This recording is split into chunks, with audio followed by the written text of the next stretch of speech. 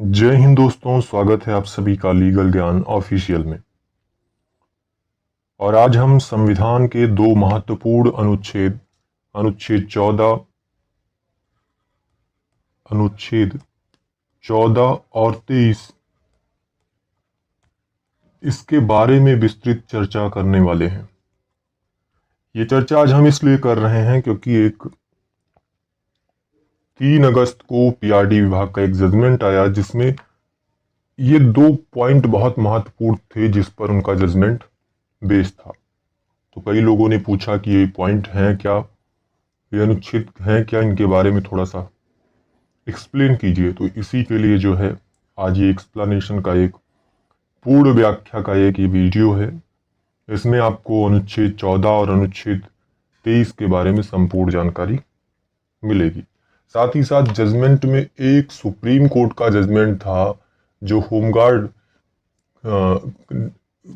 Home guard के जवानों के द्वारा एक केस किया गया था सुप्रीम कोर्ट में, उससे रिलेटेड एक जजमेंट था, वो भी है। तो पहले हम अनुच्छेद 14 और अनुच्छेद 23 जो है संविधान का, उसके बारे में जानेंगे और उसके बाद अगले एक वीडियो के माध्यम से हम सुप्रीम कोर्ट के उस जजमेंट को भी एक्सप्लेन करेंगे। तो ये 2-3 पहलू हैं, 2-3 बिंदु हैं जिस पर आपका पूरा जजमेंट जो है बेस है। अभी तक आपको जिसने भी जो कुछ भी एक्सप्लेन किया वो जजमेंट के बारे में एक्सप्लेन किया। उसके बीच में जो जो पॉइंट हैं जिस पर आपका जजमेंट आधारित है उसके बारे में नहीं बताया कि क्या है क्या नहीं है, तो वो मैं आपको एक्सप्लेन कर रहा हूं। तो देखते हैं अनुच्छेद 14 क्या है। विधि के समक्ष समता, समता यानी समानता। राज्य भारत के राज्य क्षेत्र में किसी व्यक्ति को विधि के समक्ष समता से या विधियों के समान संरक्षण से वंचित नहीं करेगा। यानी राज्य जो है वो भारत के किसी भारत के राज्य क्षेत्र में किसी व्यक्ति को विधि के समक्ष समता से या विधियों के समान संरक्षण से वंचित नहीं किया जाएगा। यानी विधि सभी को समान दृष्टिकोण से देखेगा। इसमें कुछ टिप्पणी भी दी गई हैं। वर्गीकरण की कसौटी, युक्ति युक्त अर्थ। अनुच्छेद 14 वर्ग विधान का जहां निषेध करता है वहीं यह वर्गीकरण का निषेध नहीं करता, तथापि वर्गीकरण युक्तायुक्त होना चाहिए, मनमाना नहीं। वर्गीकरण युक्ति युक्त होना चाहिए, मनमाना नहीं। वर्गीकरण के युक्ति युक्त होने के निम्नलिखित दो शर्तों को पूरा करना आवश्यक है। एक, वर्गीकरण एक बोधगम्य अंतरक पर आधारित होना चाहिए और अंतरक और उस उद्देश्य में तर्क। नंबर 2, अंतरक और उस उद्देश्य में तर्क संगत संबंध हो। तो इस विषय पर महत्वपूर्ण प्रस्तावना को अभिकथित करते हुए न्यायिक निर्णय निम्नलिखित हैं। ये चिरंजीत लाल बनाम भारत संघ और पश्चिम बंगाल राज्य बनाम अनवर अली में ये जो टिप्पणी की गई है इसके आधार पर और ये विधि के समक्ष समता के आधार पर ये दो निर्णय हुए हैं। इसके अलावा जब हम आगे देखते हैं इसमें और भी 2-3 हैं, जैसे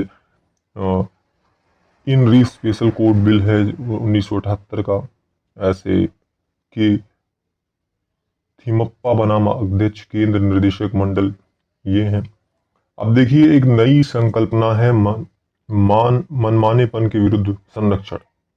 ईपी रोयप्पा एक बनाम तमिलनाडु राज्य AIR 1974 SC 555 के मामले में उच्चतम न्यायालय ने समता की पारंपरिक संकल्पना को युक्ति युक्त वर्गीकरण पर आधारित थी, जो युक्ति युक्त वर्गीकरण पर आधारित थी, मानने से अस्वीकार कर दिया तथा नई समता की संकल्पना अभिकथित किया।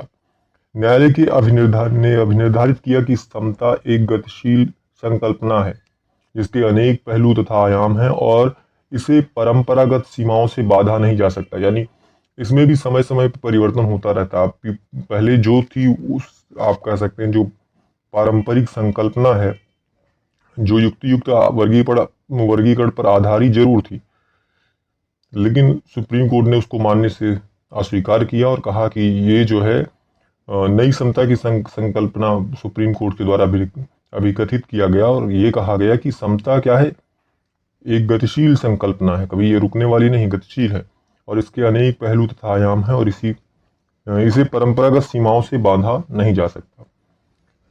इस सिद्धांत को निम्नलिखित मामलों में अनुसरित किया गया, जिसमें मेनका गांधी बनाम भारत संघ का मामला था 1978 का, आर डी सेट्टी बनाम एयरपोर्ट अथॉरिटी 1979, और ऐसे ही Indian council of legal aid and advice बनाम काउंसिल ऑफ इंडिया 1955 SCC 732। अब इसी में देखिए प्राकृतिक न्याय के सिद्धांत तथा अनुच्छेद 14 central inland water transport corporation बनाम ब्रजोनाथ गांगुली IR 1986 SC 1957 के मामले में उच्चतम न्यायालय ने निर्धारित किया कि राज्य द्वारा प्राकृतिक न्याय के सिद्धांतों का उल्लंघन संविधान के अनुच्छेद 14 का उल्लंघन है। तो ये सारी चीजें हैं। हमारा जो मेन बिंदु है यहाँ पर हम पहुंचते हैं, ये देखते हैं। देखिए क्या है, समान कार्य के लिए समान वेतन। एक केस था रणधीर सिंह बनाम भारत संघ IR 1982 SC 879। इस मामले में न्यायालय ने अभिनिर्धारित किया कि यद्यपि समान कार्य के लिए समान वेतन संविधान में एक मूल अधिकार नहीं है, परंतु अनुच्छेद 14, 16 तथा 39 का के अधीन एक संवैधानिक लक्ष्य अवश्य है। मतलब कोशिश किया जाए कि इसकी पूर्ति हो, यानी समान कार्य के लिए समान वेतन मिले, ये संवैधानिक लक्ष्य है। ठीक, ये आपका कोई मूल अधिकार नहीं है, लेकिन संवैधानिक लक्ष्य है कि इसकी पूर्ति की जाए। यह निर्णय निम्नलिखित मामलों में अनुसरित भी किया गया, जिसमें Frank Anthony public school employees association बनाम भारत संघ 1986 SCC 707, धीरेन्द्र चमोली बनाम उत्तर प्रदेश 1986, और FAIC एंड CES बनाम भारत संघ 1988। इन सब मामलों में समान कार्य के लिए समान वेतन के लिए जो भी आप कह सकते हैं न्यायालय ने अभी निर्धारित किया था, उसका अनुसरण किया गया। इसी में आता है मनमाने कार्य के लिए क्षतिपूर्ति।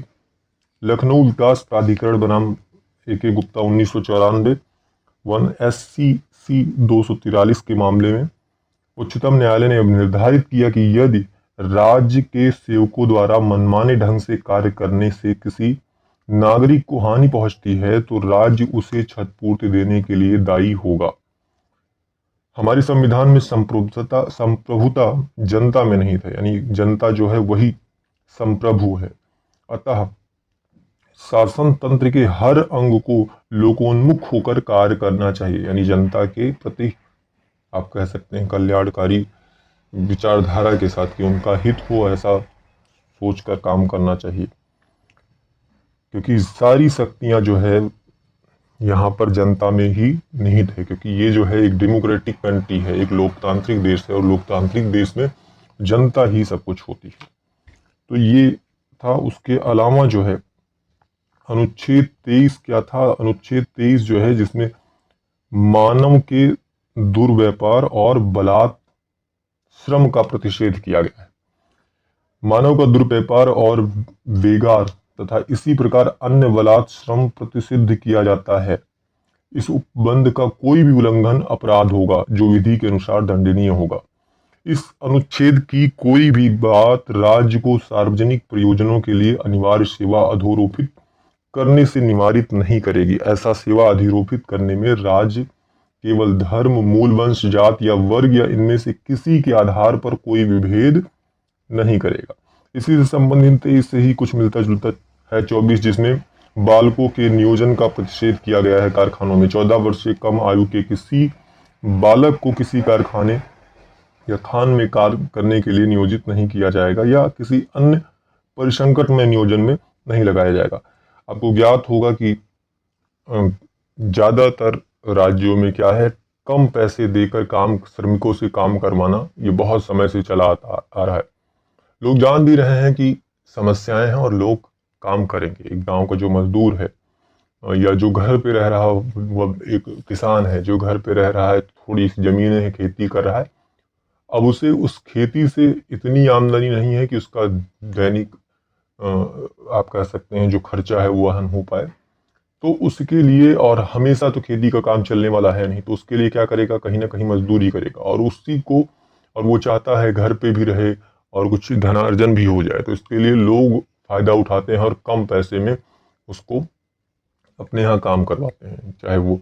तो यहाँ पर इसी तरीके से आप कह सकते हैं जो PRD जवान है, अब 375 रुपये दिया जा रहा है। अगर मजदूरों की बात करें जो घर बनाने का काम करते हैं, मिस्त्री का बात करें, तो इन सब का वेतन ज़्यादा है। तो इस आधार पर ऐसे कई सरकारी विभाग में भी कई ऐसे हैं जिनका वेतन बहुत कम है। तो ये जो PRD का जजमेंट हुआ उसमें 23 और 14 का उल्लंघन भी बताया गया कि ये जो आर्टिकल 23 है और आर्टिकल 14 है, उन दोनों का वायलेशन किया गया, उल्लंघन किया गया है।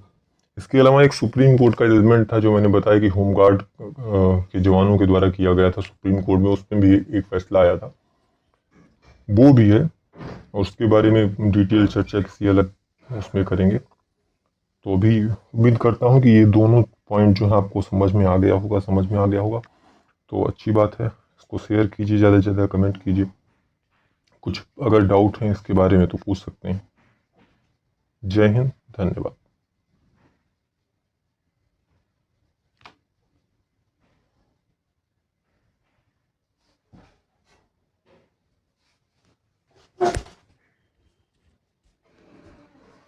रघुनाथ भंजहु बहुत